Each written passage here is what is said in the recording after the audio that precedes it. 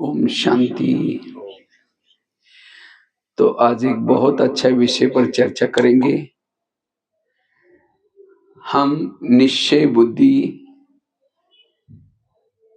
के साथ सहनशील कैसे बने।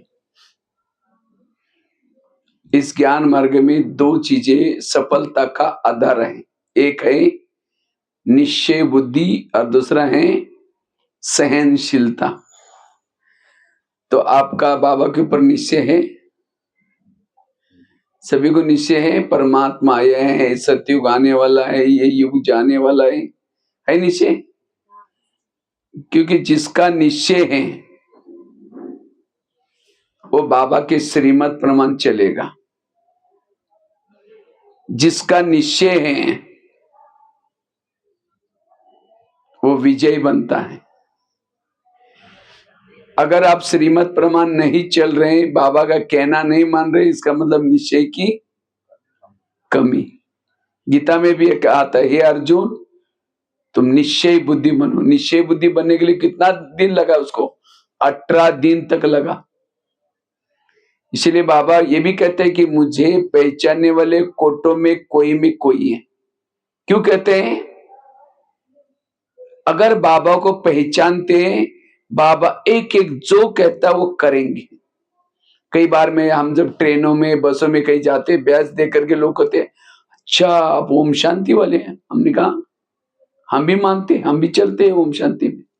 हमने कहा मुरली सुनते? मुरली तो नहीं सुनते। अच्छा अमृत वाला उठते हैं? वो तो नहीं करते। काय का मानते हैं?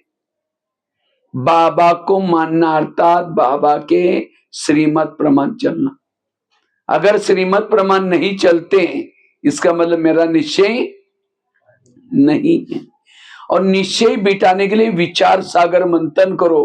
पहले जो हम भक्ति में जो करते थे वो ठीक है या यहां जो किया जा रहा है वो ठीक है? कौन सा ठीक है?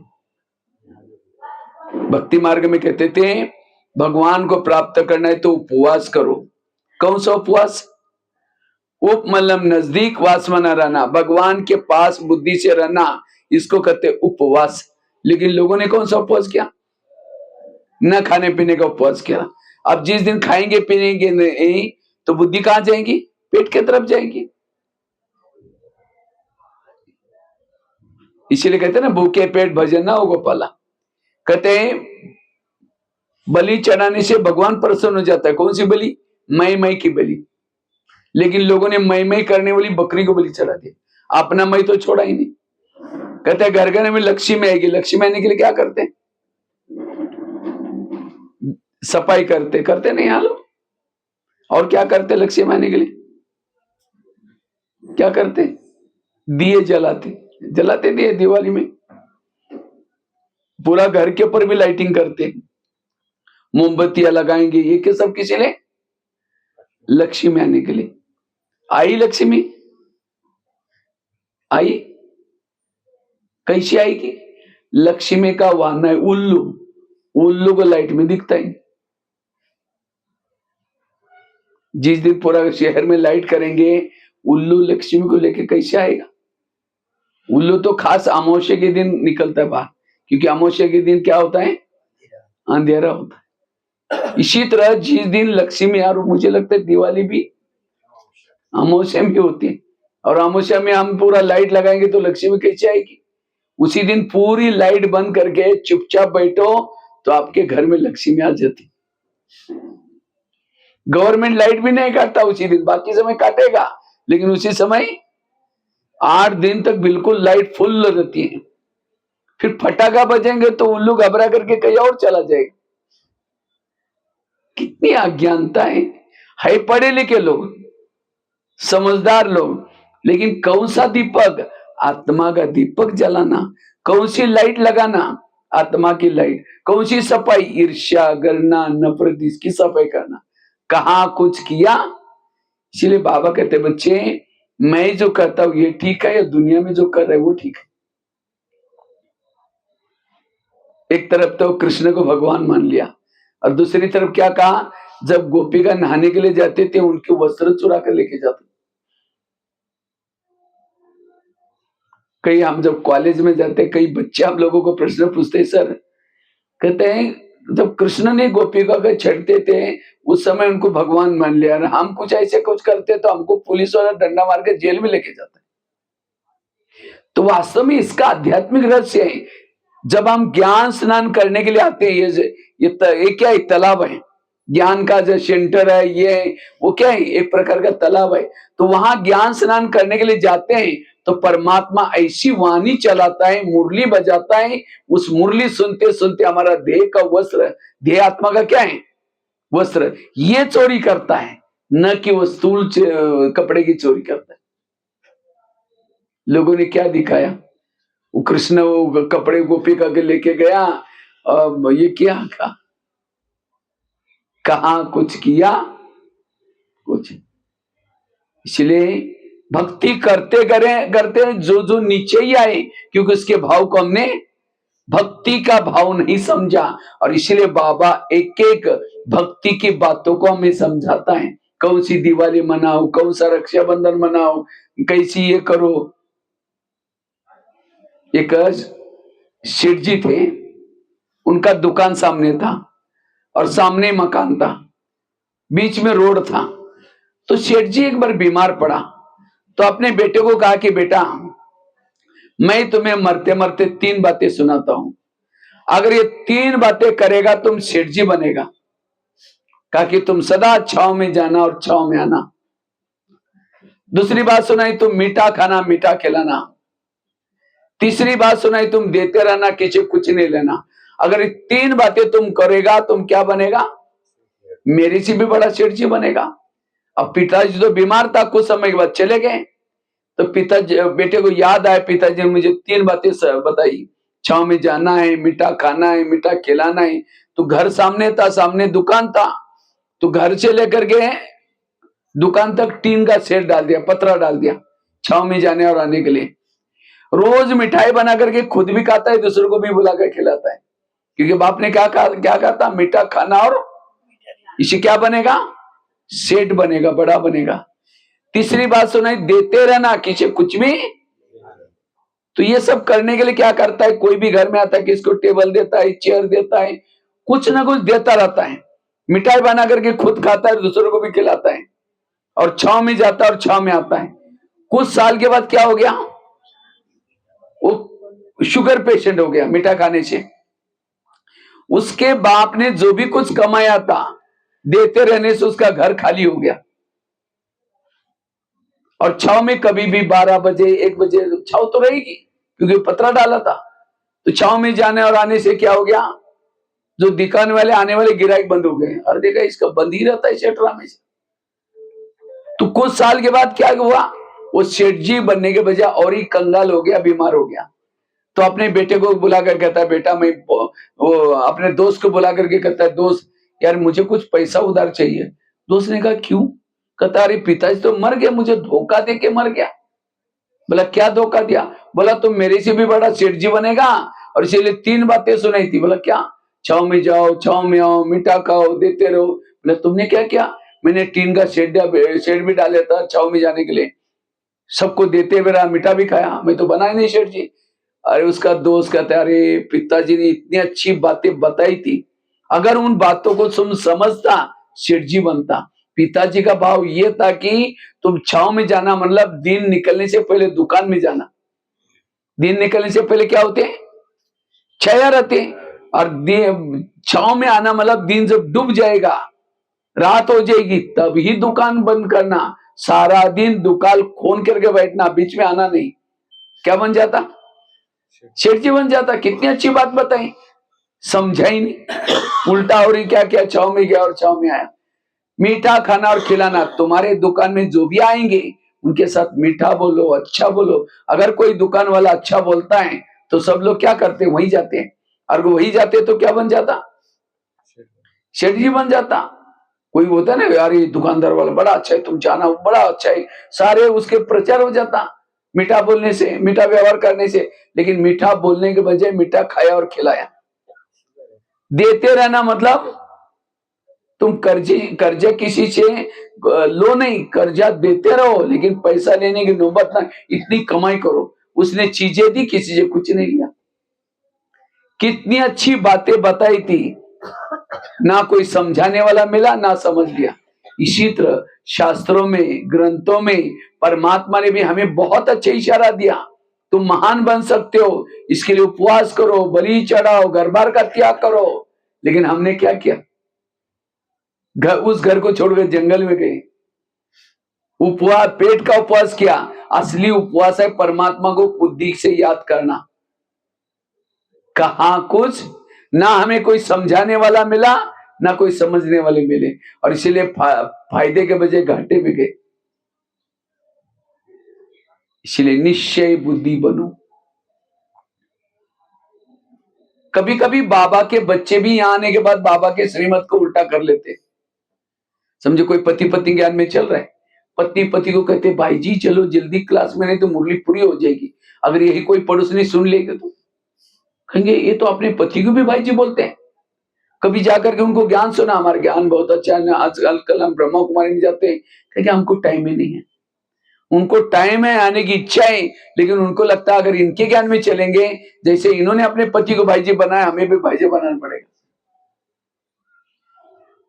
बाबा का भाव ये नहीं है। बाबा का भाव जैसे भाई और बहन की जो दृष्टि, वृत्ति, व्यवहार वो बनाओ, कहने में जो भी बोलते बोलो। कभी बाबा कहते बच्चे देह सहित संबंधी को भूल जाओ, कहीं तो जाना आना बंद करते। कहते बाबा ने कहा ना उस मुरली में, संबंधी को भूल जाओ, ये तो विज्ञान अज्ञानी है, विनाश होने वाला है, सब कुछ खत्म होने वाला है।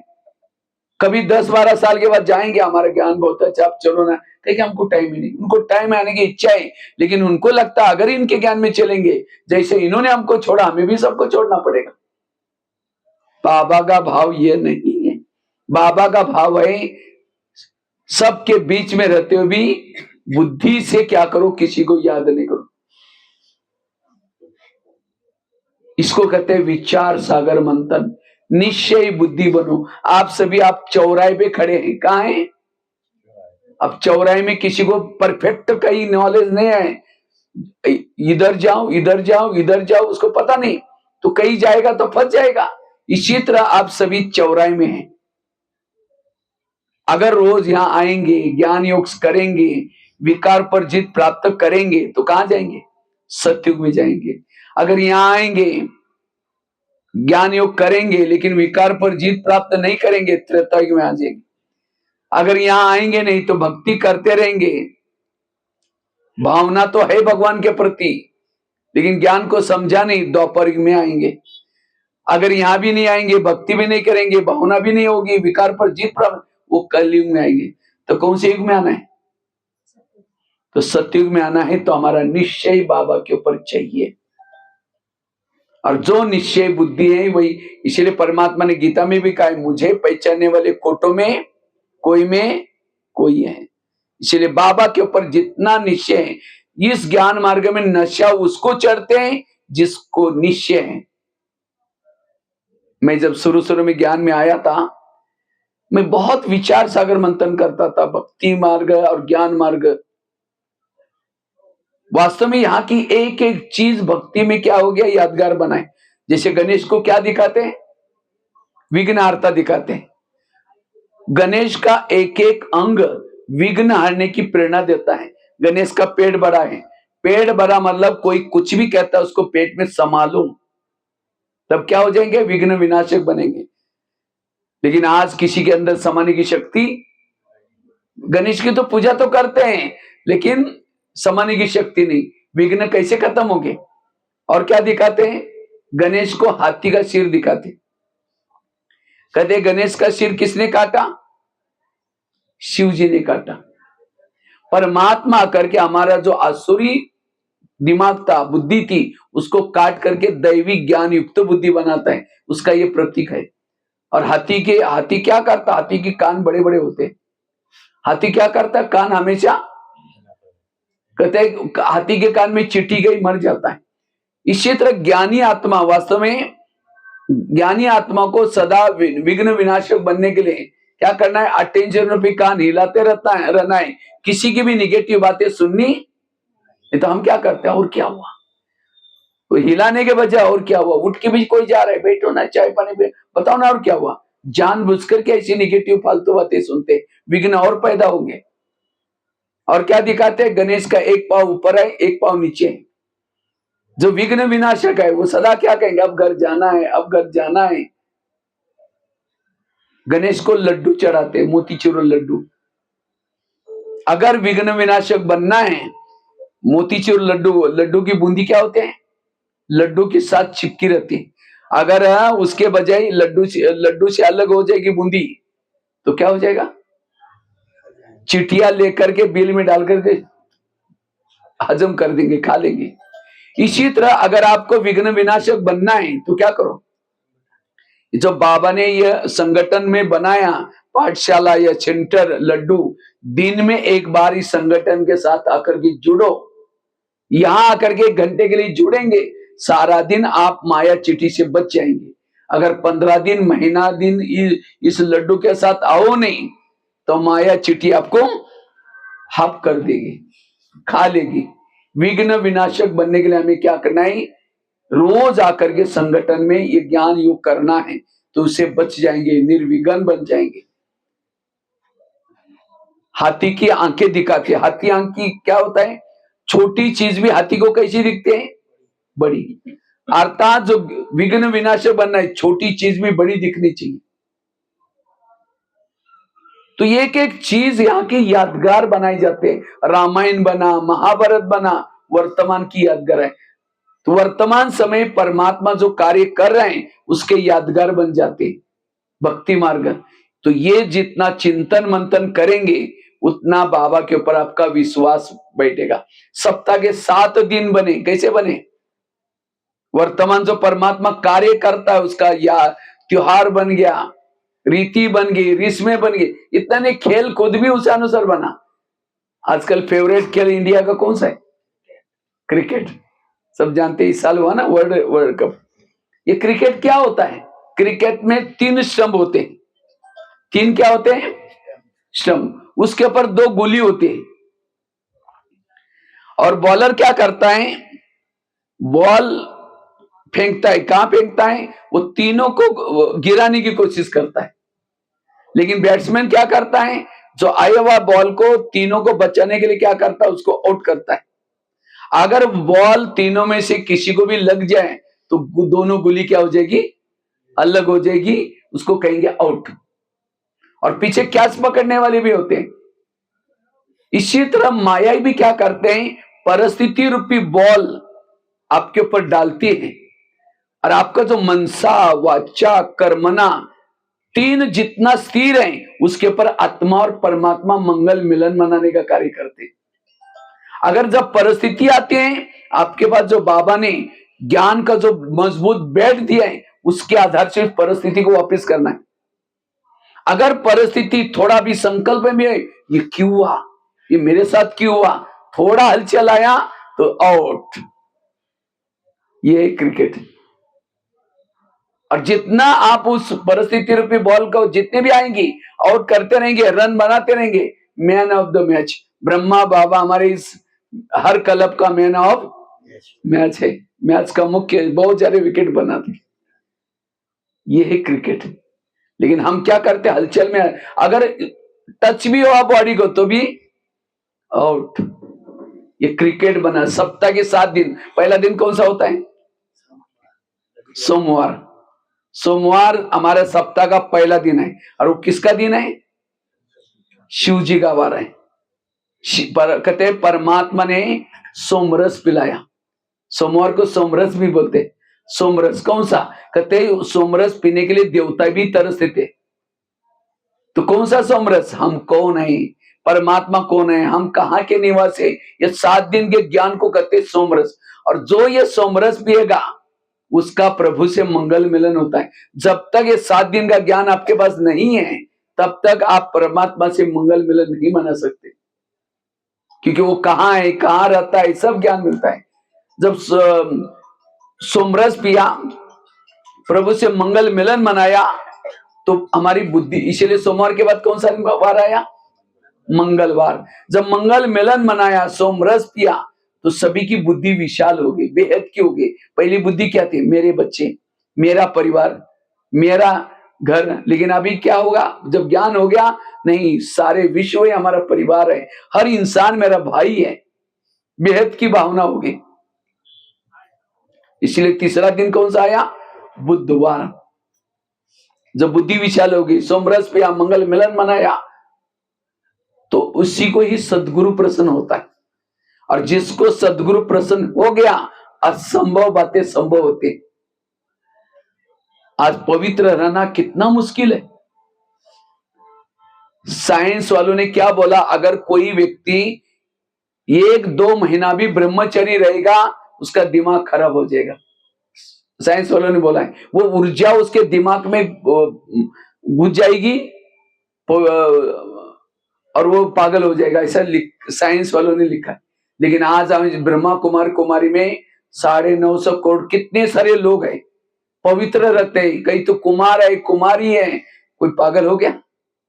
मैं तो सोचता जो विकारों में जाता है वही पागल हो रहा है। आज 5-5, 4-4 साल वाली बच्ची के ऊपर रेप केस कर, असंभव बात संभव गई। इतना ही नहीं, शास्त्रों में क्या लिखा हुआ है, आग और कपास एक रूम में नहीं रह सकते, अर्थात पति पत्नी घर में रह करके पवित्र नहीं रह सकते। लेकिन आज कितने सारे हमारे पति युगल लोग कितने सारे ज्ञान में चलते, पवित्र है। इसका मतलब भले परमात्मा हमारे पास दिखता नहीं, लेकिन हमेशा साथ में है।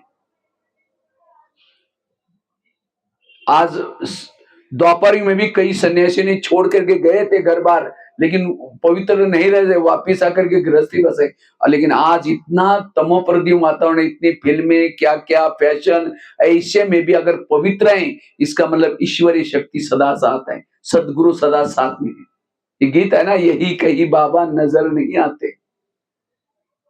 सदगुरु प्रसन्न हो गया, जिसको सदगुरु प्रसन्न हो गया, उसके मंगल मिलन से जो सुख मिलता है, वो सुख प्राप्त करके आत्मा क्या कहते हैं, पाना था सो पा लिया, मुझे अब कुछ नहीं चाहिए, शुक्रिया आपका। इसलिए 5वां दिन कौन सा आया? शुक्रवार। धन्यवाद। जैसे कोई जिलेबी खाता है, उसको मुरमुरा क्या लगता है? फीका लगता है। इसी तरह सबसे खतरनाक शनि है विकारों की शनि। जिसको काम की शनि लगी, क्रोध की नजर उसके ऊपर पड़ी, वो कहीं का भी नहीं रहता। किसको अभिमान आया, वो कहीं का भी नहीं रहता। ये विकारों की शनि सबसे खतरनाक शनि। आज अच्छे को भी कहां पहुंचा देते, रसागल में।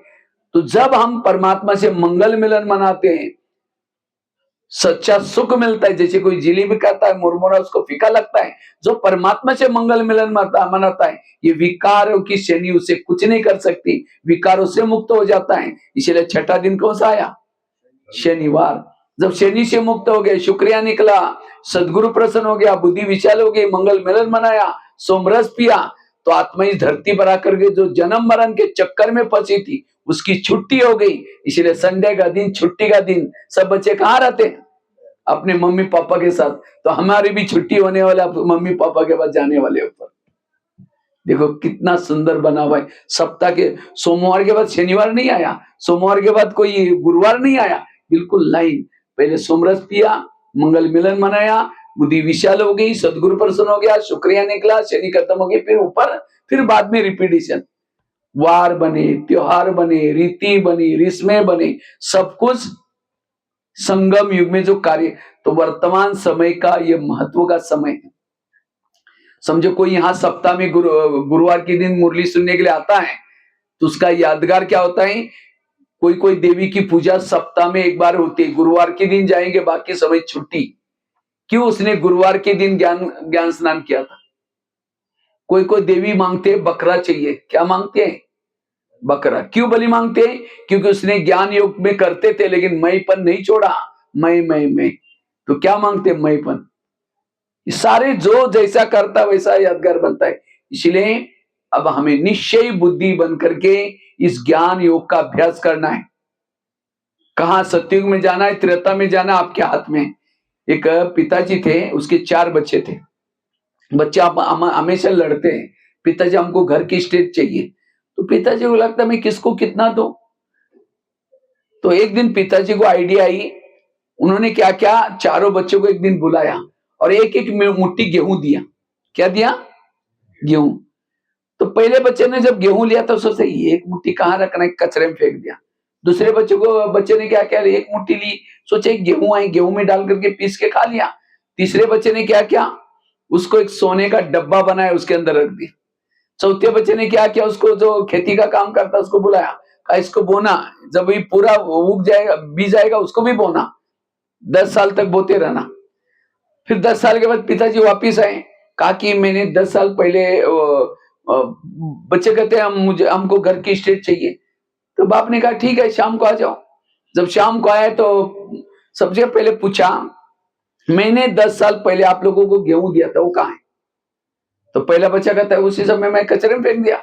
दूसरे को पूछा तुमने क्या किया, कहता अनाज में डाल के पीस के खा लिया।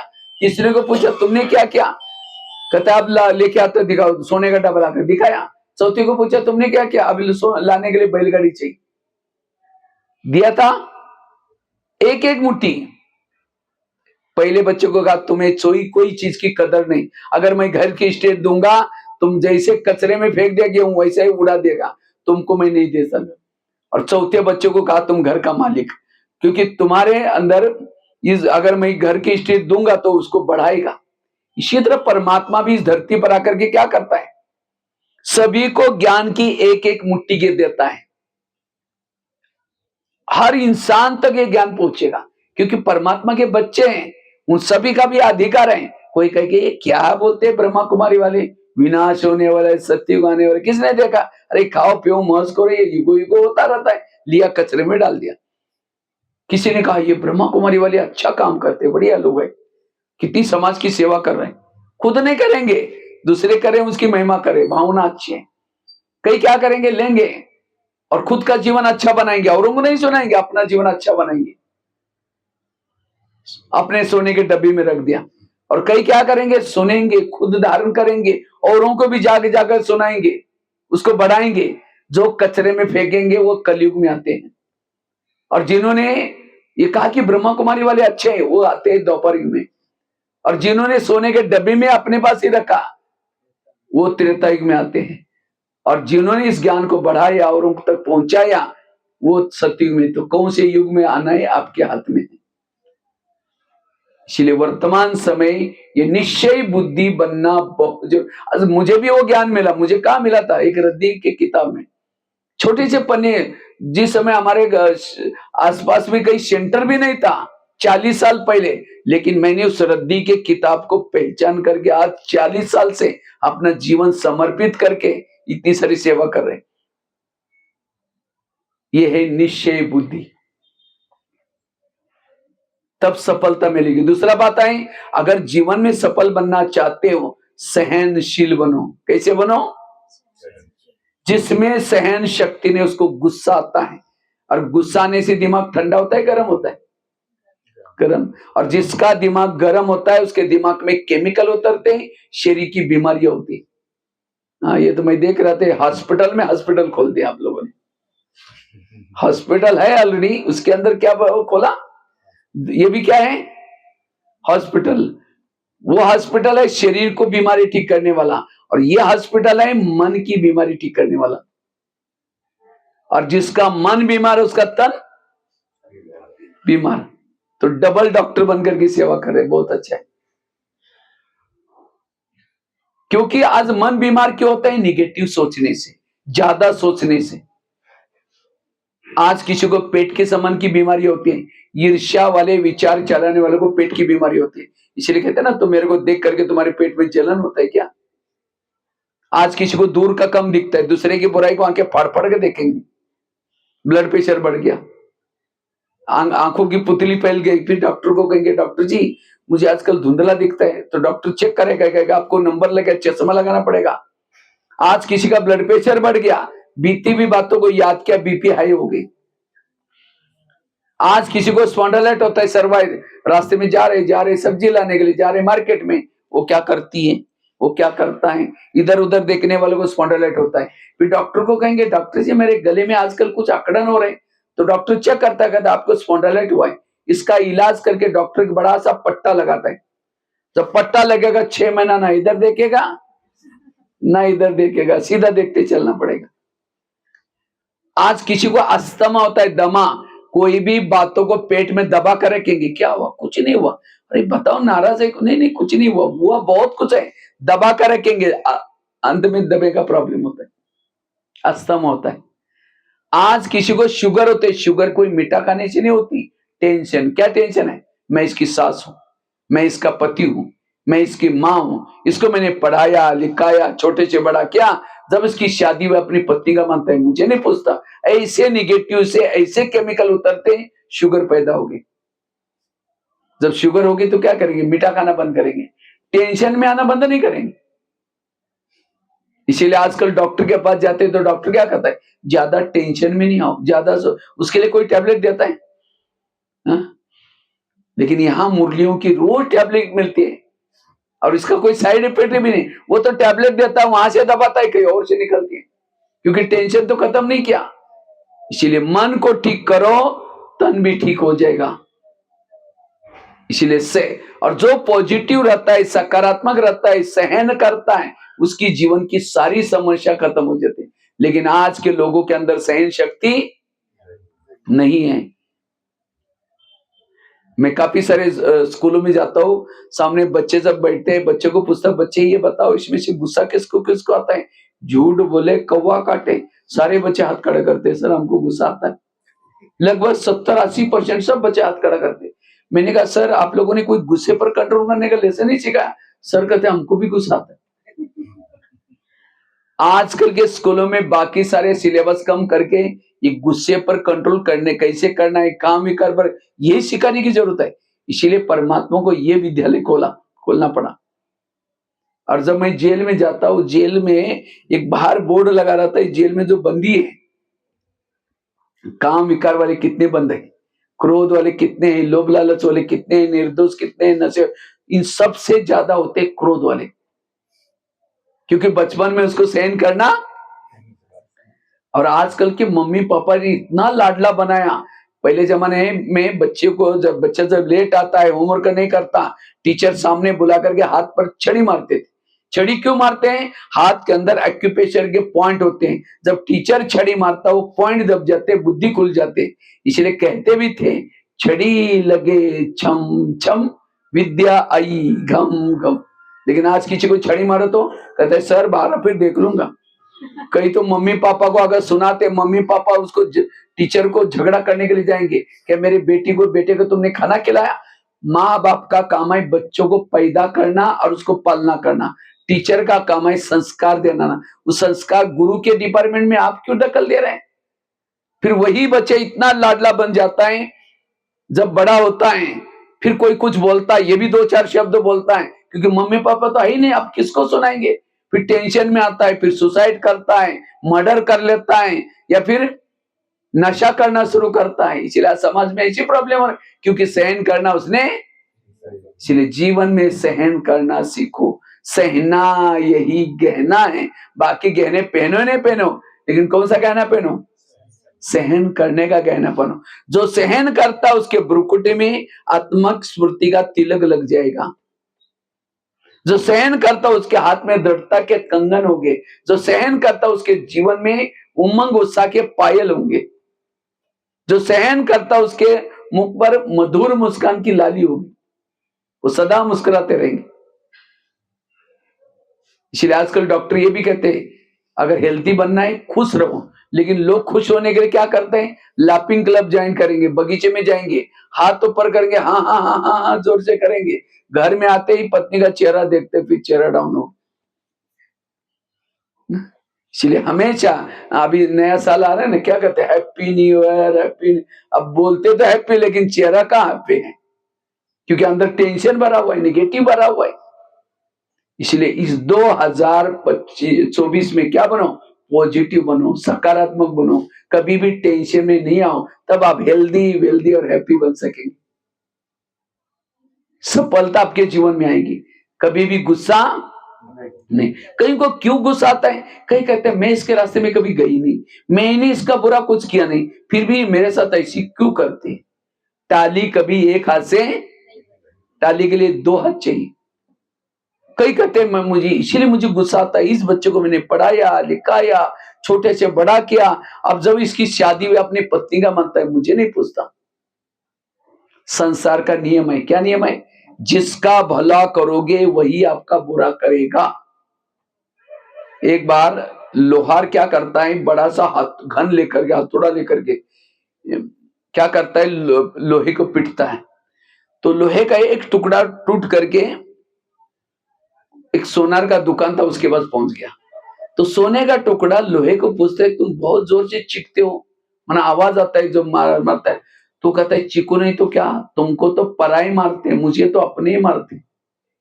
लोहे को कौन मारता है? लोहा। और सोने को मारने के लिए हथौड़ी किसके होते हैं? लोहे की होते हैं। कहते तुमको तो पराई मारते, मुझे अपने ही मारते। अपना ही कोई अगर ये करता है तब जाकर के थोड़ा दर्द होता है, फिर मन में संकल्प चलाएंगे, पर चिंतन करेंगे, निगेटिव सोचेंगे, कई तो रोएंगे भी। यही है दुखों का कारण, मन में निगेटिव बनना यही दुखों का। इसलिए जीवन में सहन करना सीख लो, पॉजिटिव रहना सीख लो, सकारात्मक बनना सीख लो। जिस परमात्मा ने हमको पढ़ाया, बाबा तो माउंट आबू में रात को शाम को आते थे 6 बजे, शिव बाबा ब्रह्मा गुलजार दादी के तन में हमने आंखों से देखा है। 6 बजे शाम को आते थे, सवेरे 10 बजे जाते थे, रात भर बाबा से मंगल मिलन, पूरे भाई बहने कितना बाबा खुश करके रात रात पढ़ा करके देवी देवता बनाता है, ज्ञानी बनाता है। और जब यही जो मनुष्य आत्मा जब देवी देवता बनते हैं, सत्युग में जाते हैं, तो परमात्मा को पुकारा। जैसे आपका बच्चा अगर बहुत अपने रात दिन मेहनत करके पढ़ाया और जब बड़ा हो गया, उसने नया मकान बनाया और आपको बुलाए नहीं उसके अंदर वास्तु शांति के लिए, तो आपको कैसा लगेगा दिल में? ये कैसा बच्चा, देखो मैंने कैसे कैसे पढ़ाया, अब आज सारी पड़ोसी वालों को सबको बुलाया, मुझे नहीं बुलाया, कितना गुस्सा आएगा। तो परमात्मा रात भर मेहनत करके पढ़ाया, अभी तो उसको भोग लगा रहे, अभी तो क्या क्या कर रहे, बाबा बाबा बोल रहे हैं, लेकिन सब सत्युग में महल में गए थे, बाबा को बोला बाबा आज हम सत्युग में जा रहे हैं, थोड़ा आ जाना, भोग लगाया उसको। तो बाबा को ऊपर से नहीं लगा। इतना ही नहीं, द्वापर में गए तो उसी भगवान को क्या कहा, हे भगवान तुम कुत्ते में है, बिल्ली में है, टिक्कर में है, सर्वव्यापी है। ये एक प्रकार की गाली है। आज कोई छोटे बच्चे को कहो तुम कुत्ते में है, उसको अच्छा लगेगा? पत्थर मारेगा, मेरे को कुत्ते में बोलता है। एक प्राइम मिनिस्टर है, उसके लिए रहने का आवास होता है, राष्ट्रपति का राष्ट्रपति भवन होता है, राज्यपाल को भी भवन होता है। तो ये तीनों लोगों का मालिक उसको कहां डाल दिया? कुत्ते में, बिल्ली में, टिक्कर में, पेतर में। और उसको ये भी कहा है, हे भगवान, भगवान तो अकर्ता है। क्या करता है? अकर्ता मतलब कुछ नहीं करता। अगर आपकी सास आपको बोले ये मेरी बहू तो कुछ नहीं करती, सबको सुना रहे, तो आपको क्या लगेगा? मैं इतना मेहनत करती हूँ, मेरे को ऐसे बोलते। ठीक है, ये जब बाहर जाएगी तो ऐसे बैठे, ऐसे बोलते, वैसे तो बोलने दो।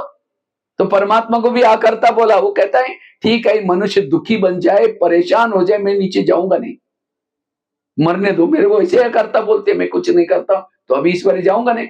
अगर भगवान इस धरती पर ना आता, ये धरती की क्या हालत होती। इसलिए और जब ऊपर से आता है ये नहीं सोचता, पिछली बार उनको ज्ञान सुना करके मैं फंस गया था, जिनको सुनाया था उन्होंने मुझे गाली दी, मुझे सब सुखी बने याद नहीं किया, इस कलप में दूसरे लोगों को ढूंढूंगा। सोचा, जब ऊपर से आया, गाली देने वालों को गले लगाए, अपकार करने वालों को। इसलिए उसका गायन क्या है? अपकारी पर उपकार करता है, गाली देने वालों को गले लगाता है। इसलिए कृष्ण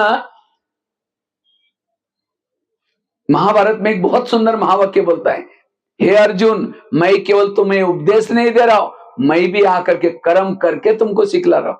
तो परमात्मा ये ज्ञान केवल सुनाता नहीं, परमात्मा भी कर्म करके सिखलाता है। इसलिए बड़ा बनने के लिए सहना पड़ता है। आज परमात्मा इतना बड़ा हुआ क्योंकि उसने सहन किया। इसलिए हमें भी क्या करना पड़ेगा? एक पत्थर भी सहन करते मूर्ति बनता है, तो क्या आप सहन करके देवी देवता नहीं बनेंगे? जितना जो सहन करता बड़ा बनता है। दही बड़ा खाते हैं आप लोगों क्या?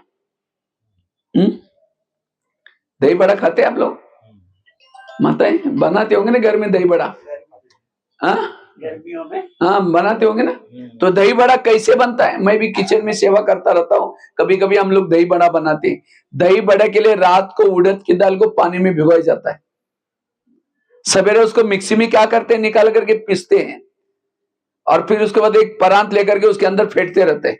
कब तक, एक गिलास में पानी लेंगे आधा, फेटा वाटा डालेंगे, अगर डूब गया वड़ा ठीक नहीं बनेगा सखत, और उसको फेंटते रहेंगे जब तक पानी के ऊपर नहीं तरता, तब तक उसको फेंटते।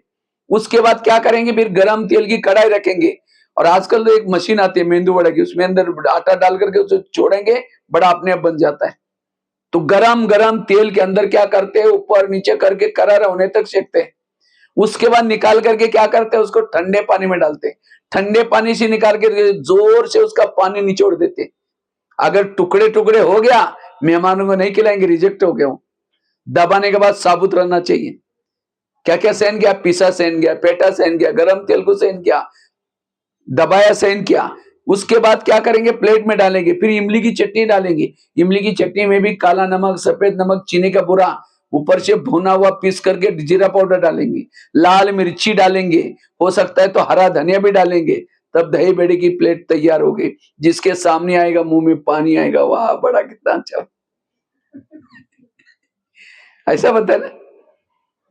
तो बड़ा बड़ा कब बना, पीसा गया, फेंटा गया, तलाया गया, नमक लगाई, मिर्ची लगाई।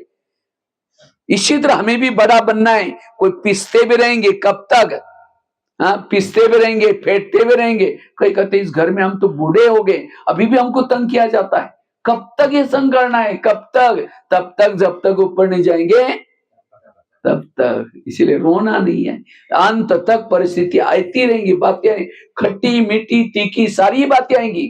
कोई आपकी चुगली करेगा, इधर की बातें उधर करेगा, तो भी क्या करो, संकल्प नहीं चलाओ, मन को चुप रखो, सहनशील बनो।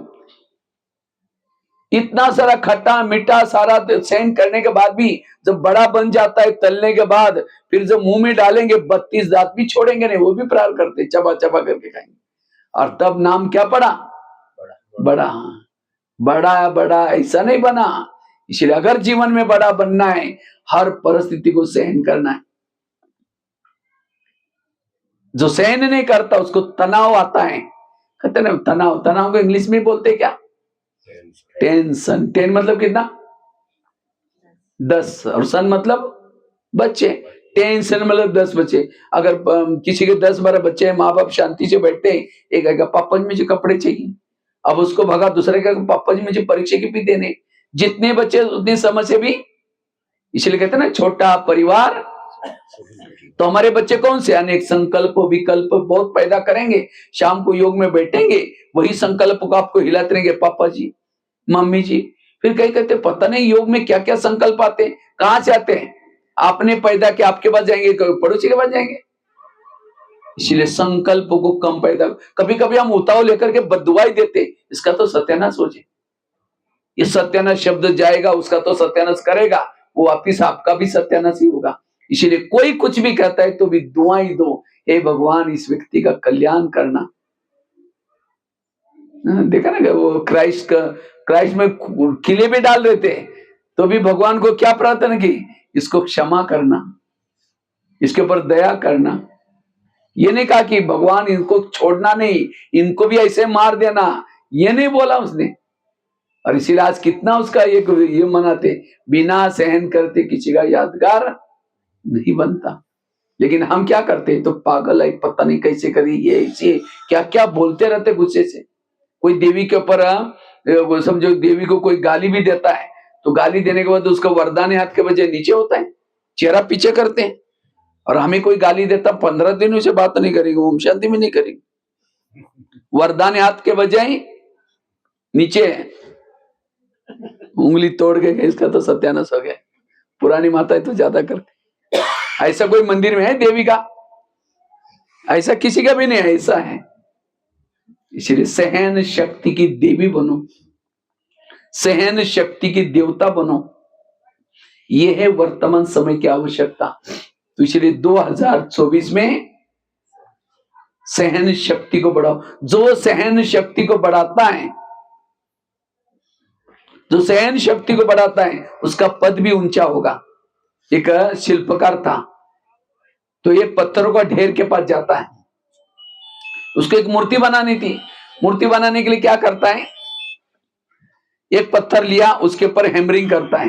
हैमरिंग करते करते 3 दिन के बाद उसके मन में आता है इतने सारे पत्थर पड़े हैं, उन सबको छोड़ करके मेरे पीछे पड़ा है, वो टूट गया।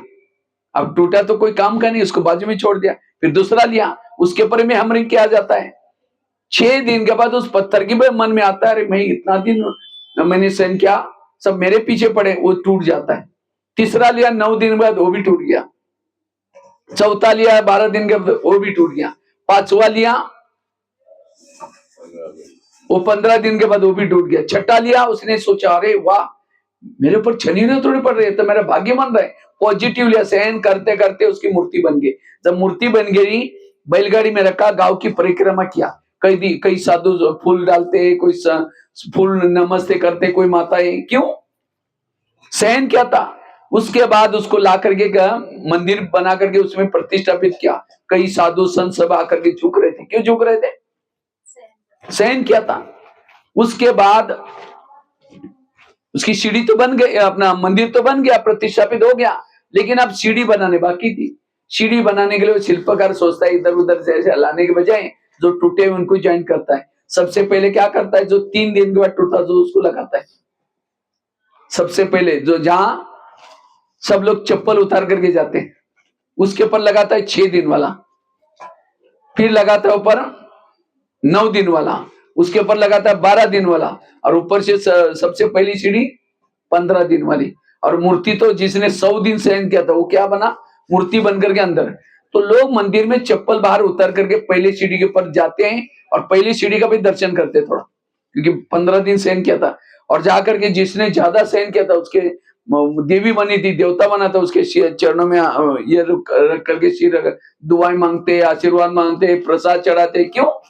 उसकी ज्यादा पूजा न होने लगी। तो एक दिन पहली सीढ़ी दूसरे को कहते, ये लोग हमारे पर गंदी चप्पल उतर करके कहां जा रहे हैं? तो तीसरी कहते कि हमने बहुत बड़ी भूल की, जब हमारी मूर्ति बन रहे थे हमने क्या नहीं किया, सहन किया नहीं। और जिसने सहन किया उसकी पूजा करने के लिए, उसका दर्शन करने के लिए लोग जा रहे हैं। देखो भाग्य तो सबके सामने आता, लेकिन उन्होंने क्या नहीं किया, पश्चाताप करके फायदा गए।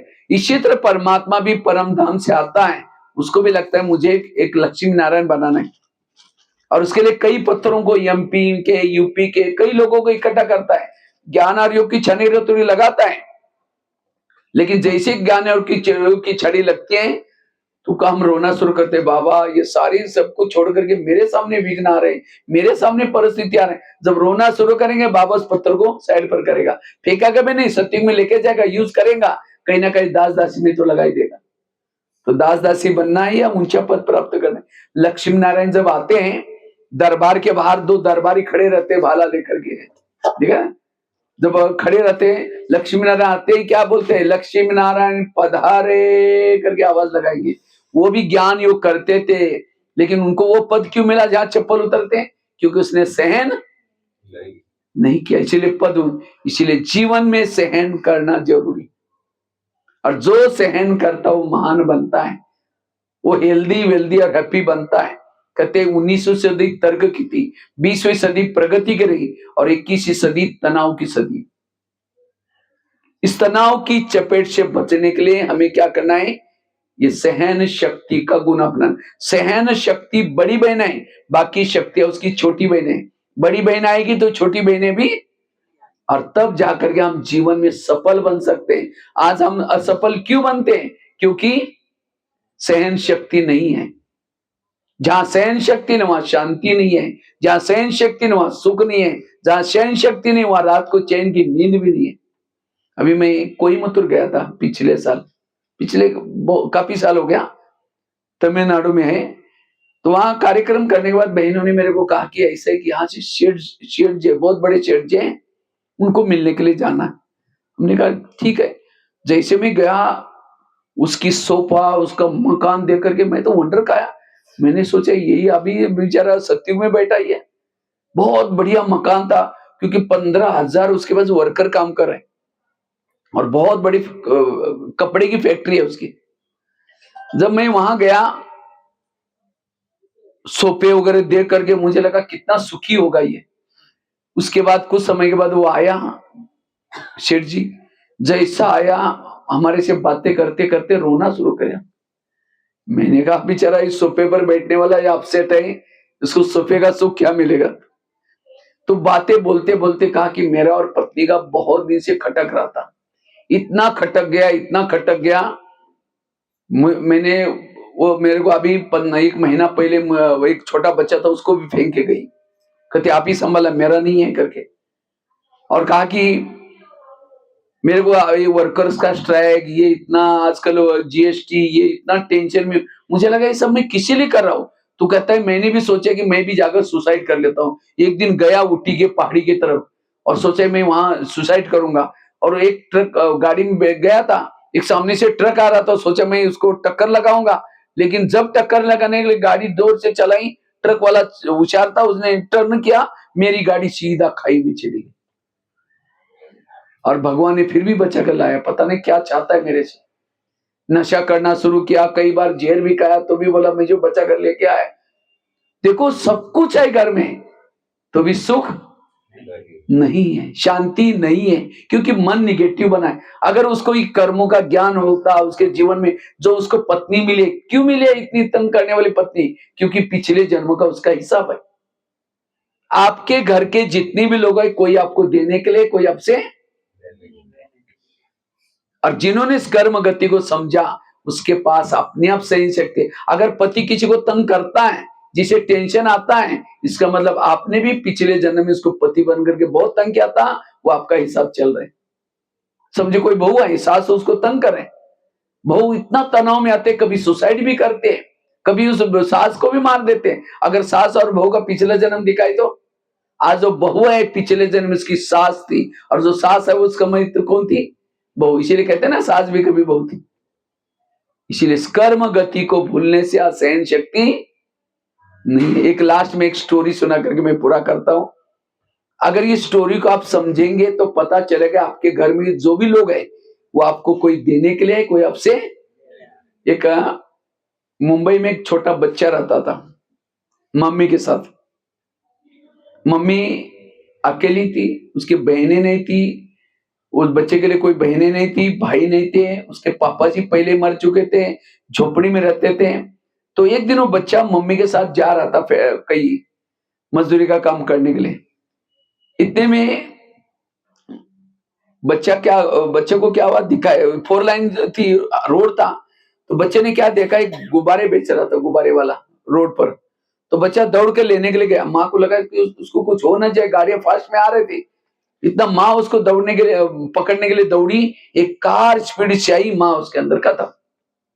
बच्चे ने पीछे मुड़कर देखा, मम्मी भी गई। ऊपर देख करके कहता है भगवान आप कितने ये है, निर्दयी है, मेरे पापा को भी लेके गए, मेरे मम्मी को भी लेके गए, मेरे कोई बहनें नहीं, भाई नहीं, मुझे इतना गरीब बनाया आपने, मुझे कितना मेरे पर अन्याय किया। ऐसे करके भगवान को गाली देता है। अब 4 दिन तक खाना भी नहीं खाया, घर से वापिस में झोपड़ी से बाहर भी नहीं आए। अब मम्मी थोड़ी आने वाली। आखिर पड़ोसी ने कहा कि बेटा अब तुम्हारा कोई नहीं रहा, तो मेरे पास खाने का चाय का दुकान था उनका, ग्लास धुलाई करने का काम करो, तुम्हारे खाने का प्रबंध करूंगा। तो बच्चा रोज जाता है उनके पास। एक दिन उस बच्चे से ग्लास टूट गया। अब चाय वाला इतना डांटता है, तो बच्चा कहता है भगवान मैं जहां भी जाता हूँ मुझे आखिर दुख ही मिलता है। आखिर एक दिन आ रहा था, किसी ने कहा ये झोपड़ी तुम्हारी मम्मी को दी थी, मम्मी तो चली गई, अब तुम खाली करके कहीं भी चले जा, रहने का भी प्रॉब्लम। आखिर वो शराबी बना। आखिर उसने शादी की, पत्नी आई, वो भी झगड़ा लो। आखिर उसने खुद का एक चाय का दुकान चालू किया। तो एक दिन वो बच्चा चाय बेच रहा था, इतने में 10-12 लोग आए, कहा कि हमको चाय चाहिए। तो चाय बना कर दिया, देने के बाद फिर पी के जाने लगे। कहते चाय का पैसा दो। जैसा पैसा मांगा, 10-12 लोगों ने इतनी पिटाई की उस बच्चे की, बेहोश करके उसको क्या क्या सामान बिखर करके भी चले गए। आखिर उसको होश आया काफी देर के बाद, जब देखा कि मेरे को इतना पिटाई किया, शरीर बदन दर्द हो रहा है, देखा सामान भी सारा बिखर करके चले भी गए वो लोग। कहता है हे भगवान ये मेरे साथ क्या हो रहा है, या कितना मेरे पर अन्य करे, भगवान के ऊपर दोष लगा। आखिर उसको लगता है पत्नी को जाकर सुनाऊंगा तो कुछ सहयोग करेगी। पत्नी को बोला आज मेरे साथ ऐसा हुआ, लोगों ने मारा मेरे को। कहते तुम ही नालायक, तुमने कुछ बोला हुआ। पत्नी और ही झगड़ा करते, और टेंशन आ गया। वो रात को सो रहा था, उसकी नजर खिड़की से ऊपर चंद्रमा पर गई। कहते भगवान ये मेरे साथ क्या हो रहा है, कितना दुख है, इसी विचार में सो गया। तो रात को 3-4 बजे खिड़की से आवाज आती है, बेटा उठो, बेटा उठो। तो बच्चा कहता आप कौन है, कौन है? आवाज आए मैं तुम्हारे पिताजी हूँ। कहते मेरा पिताजी? वो तो पहले ही मरा हुआ है।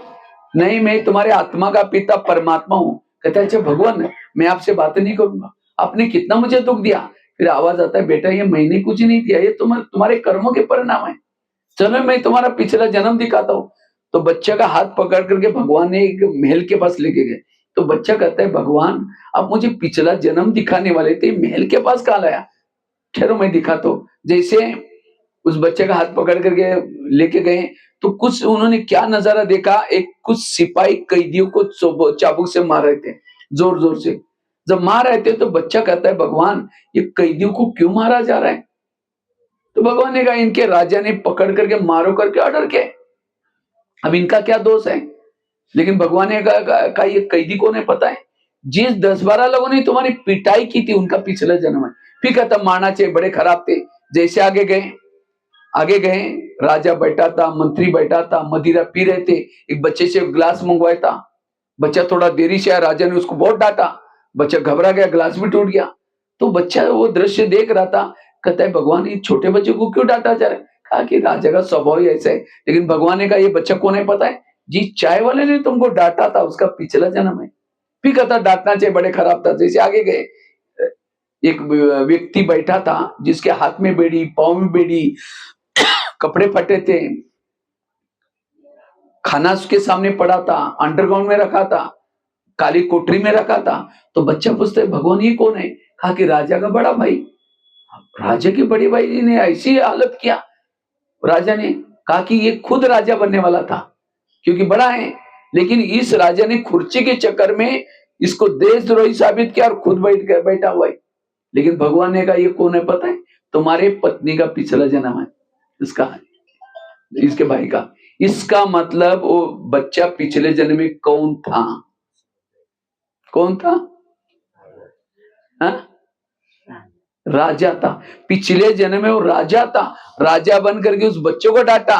वही बच्चा चाय वाला बना और राजा गरीब बच्चा बना, अपना हिसाब ले लिया।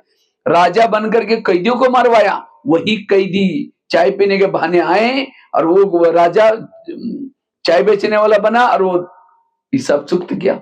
वो भाई के साथ ऐसा किया, वही भाई पत्नी के रूप में आकर के रोज झगड़ा चलता था। इतना ही नहीं, भगवान ने कहा तुमने राजा बन करके अनेक झोपड़ी को आग लगाई थी, इसलिए रहने का मकान नहीं है। अनेक बच्चों को मरवाया था, इसलिए कोई भाई बहने नहीं है। क्या क्या? तो उस बच्चे के जीवन में जो दुख आया, क्या भगवान ने दुख दिया?